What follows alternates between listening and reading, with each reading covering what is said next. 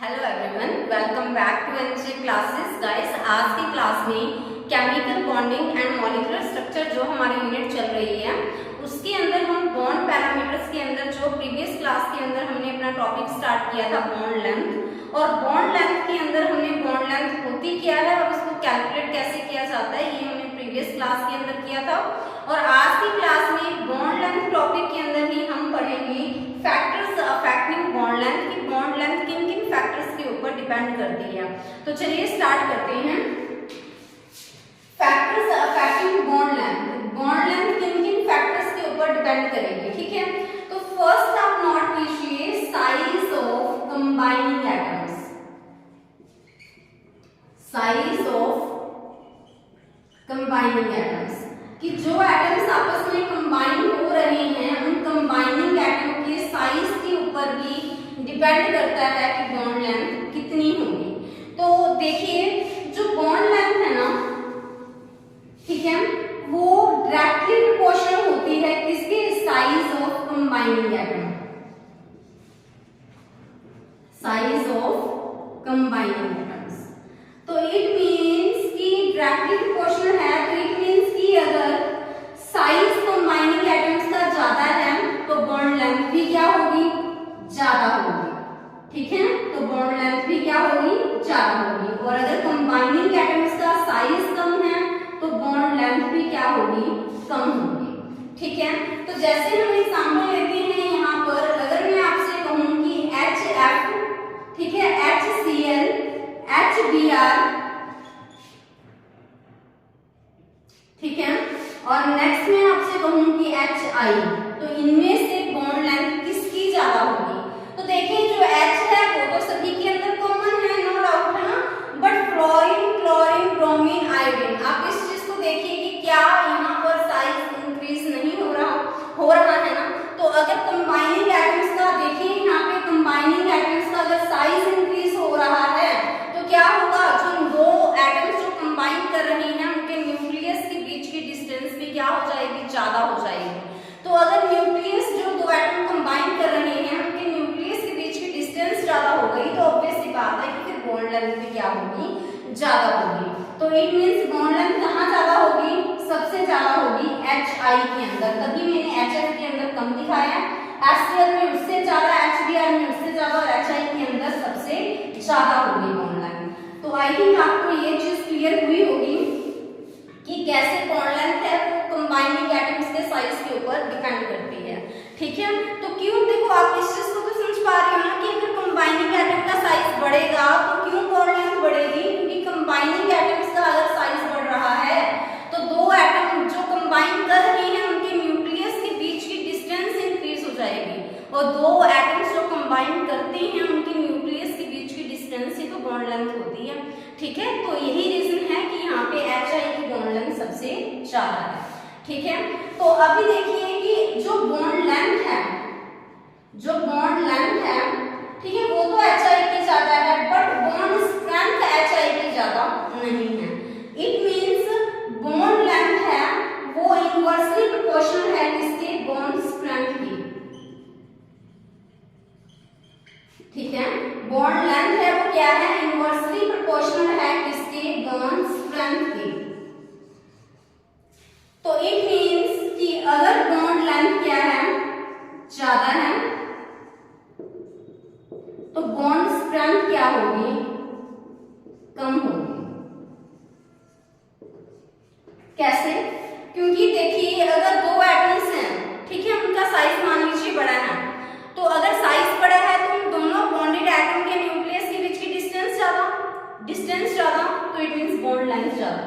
But अगर उनके बीच की डिस्टेंस ज्यादा है तो फोर्स ऑफ अट्रैक्शन तो कम होगी ना। तो अगर फोर्स ऑफ अट्रैक्शन कम है तो हम कह सकते हैं कि फिर वहां पे बॉन्ड स्ट्रेंथ भी क्या होगी, कम होगी। तो आई थिंक गाइस जो ये फर्स्ट फैक्टर है वो आपको क्लियर हुआ होगा। हम चलते हैं अभी सेकंड फैक्टर की तरफ, ठीक है। सेकंड फैक्टर क्या है, सेकंड फैक्टर है multiplicity of the bond. Multiplicity of the bond कि जो बॉन्ड लेंथ है वो बॉन्ड्स की मल्टीप्लिसिटी के ऊपर भी डिपेंड करता है, ठीक है। मल्टीप्लिसिटी ऑफ द बॉन्ड क्या होती है, यानी कि हमें इसके अंदर ये देखना है कि बॉन्ड सिंगल या फिर ट्रिपल बॉन्ड है, ठीक है, सिंगल बॉन्ड है, डबल बॉन्ड है या फिर ट्रिपल बॉन्ड है। Is it clear? तो ऐसे में अगर बॉन्ड की मल्टीप्लिसिटी का डिफरेंस है ना तो वहां पे बॉन्ड लेंथ का भी डिफरेंस होगा। जैसे कि अगर मैं कहूं कि कार्बन कार्बन के अंदर यहाँ पे क्या है, सिंगल बॉन्ड है, यहाँ पे अगर मैं कहूं कि कार्बन कार्बन के अंदर क्या है, डबल बॉन्ड है, यहाँ पे अगर मैं आपसे कहूं कि कार्बन कार्बन के बीच में क्या है, ट्रिपल बॉन्ड है, ठीक है। तो आप मुझे ये बताइए कि यहाँ पर बॉन्ड बनाने में, सिंगल बॉन्ड बनाने में कितने इलेक्ट्रॉन्स इन्वॉल्व हुए, 2, और यहाँ पे 2 बॉन्ड बनाने में कितने इलेक्ट्रॉन्स इन्वॉल्व हुए, 4, और यहाँ पे 3 बॉन्ड्स बनाने में कितने इलेक्ट्रॉन्स इन्वॉल्व हुए गाइस, 6। समझ पा रहे हैं?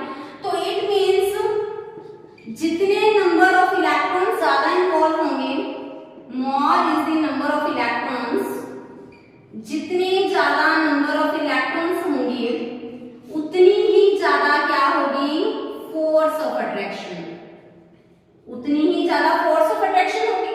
अगर फोर्स ऑफ अट्रैक्शन ज्यादा है तो इट मींस वो ज्यादा नजदीक है, ठीक है। तो एट द टाइम फिर बॉन्ड स्ट्रेंथ क्या होगी, at the time bound strength होगी ज्यादा, क्योंकि फोर्स ऑफ अट्रैक्शन ज्यादा तो बॉन्ड स्ट्रेंथ ज्यादा। बट अगर बॉन्ड स्ट्रेंथ ज्यादा तो फिर बॉन्ड लेंथ क्या होगी, कम होगी, ठीक है।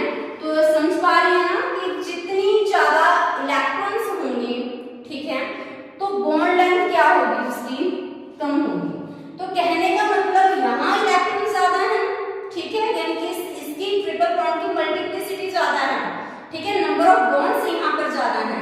तो अगर यहाँ पे नंबर ऑफ बॉन्ड्स ज्यादा तो इलेक्ट्रॉन ज्यादा, फोर्स ऑफ अट्रैक्शन ज्यादा तो फिर बॉन्ड लेंथ कम। तो यहाँ पे तो अपोजिट हो गया ना, कि हम कह सकते हैं कि जितने नंबर ऑफ बॉन्ड्स होंगे, है ना, कि अगर नंबर ऑफ बॉन्ड्स बढ़ते जा रहे हैं तो बॉन्ड लेंथ कम होती जा रही है। तो यानी कि यहाँ पे कैसा रिलेशन होगा, इनवर्सली प्रोपोर्शनल का। तो इट मींस हम कह सकते हैं कि जो बॉन्ड लेंथ है वो इनवर्सली प्रोपोर्शनल है इसकी नंबर ऑफ बॉन्ड्स की।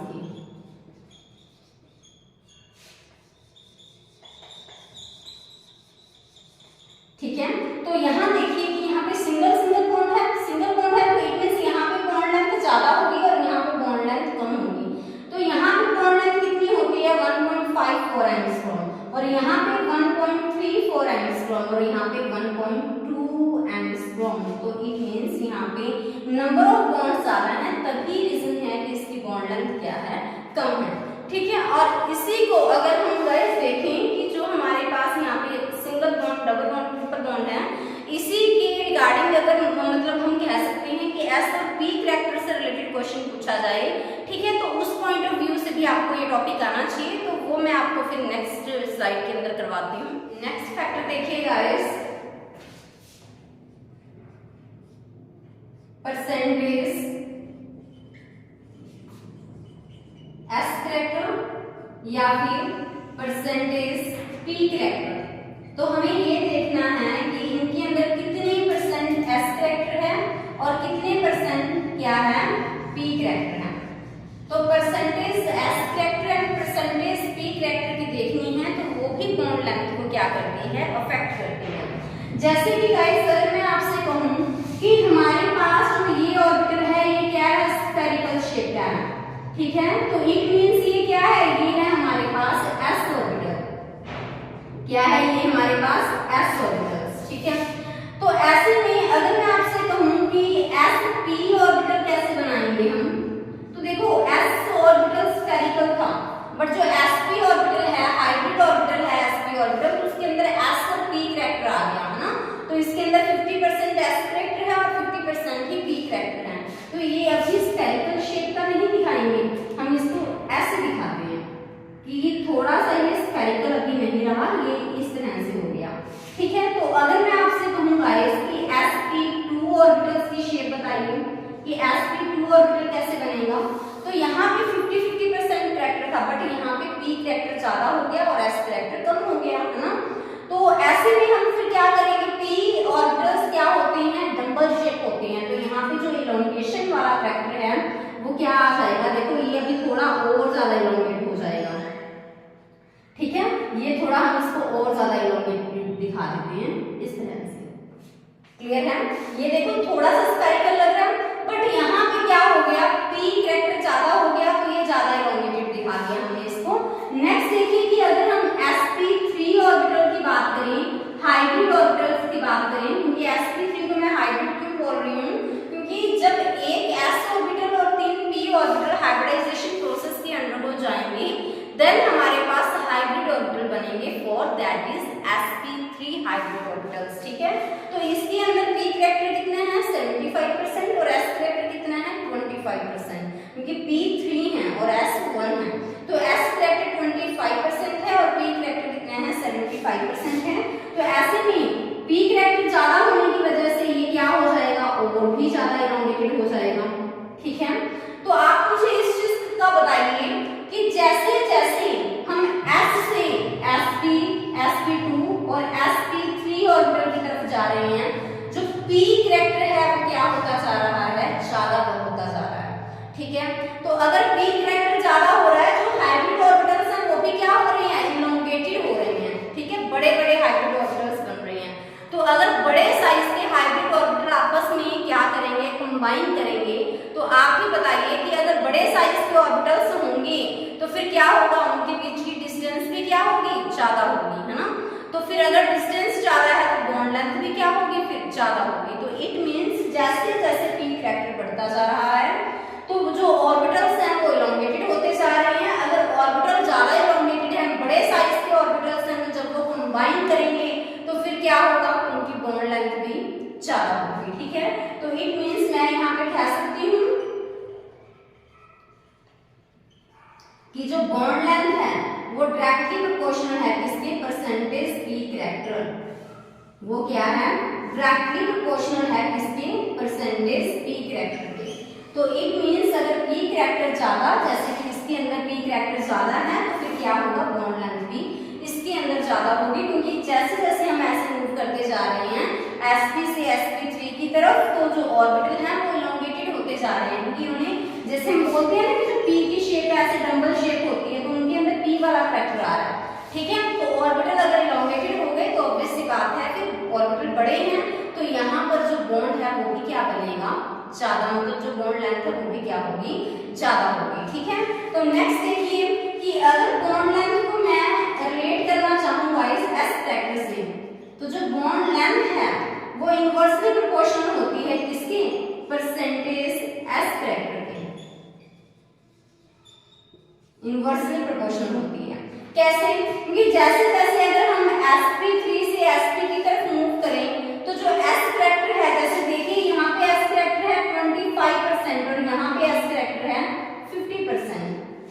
ठीक है, तो अगर s कैरेक्टर बढ़ता गया तो ऑर्बिटल का साइज क्या होता जा रहा है, हाइब्रिड ऑर्बिटल्स का स्मॉल। तो ऐसे में जब स्मॉल साइज के ऑर्बिटल आपस में कंबाइन करेंगे तो फिर जो न्यूक्लियस के बीच की डिस्टेंस भी क्या हो जाएगी, कम हो जाएगी, तो फिर बॉन्ड लेंथ भी क्या होगी, कम होगी। तभी हम कह रहे हैं कि अगर s कैरेक्टर ज्यादा है, जैसे कि sp ऑर्बिटल है, तो फिर बॉन्ड लेंथ भी क्या होगी गाइस, यहाँ पे कम होगी। तो आई थिंक गाइस की जो फैक्टर्स इफेक्टिंग बॉन्ड लेंथ है, ये टॉपिक आपको अच्छे से समझ आया होगा। अगर आपके लिए वीडियोस हेल्पफुल रह रही हैं तो अपने फ्रेंड सर्कल में जरूर शेयर कीजिएगा। Thank you, have a nice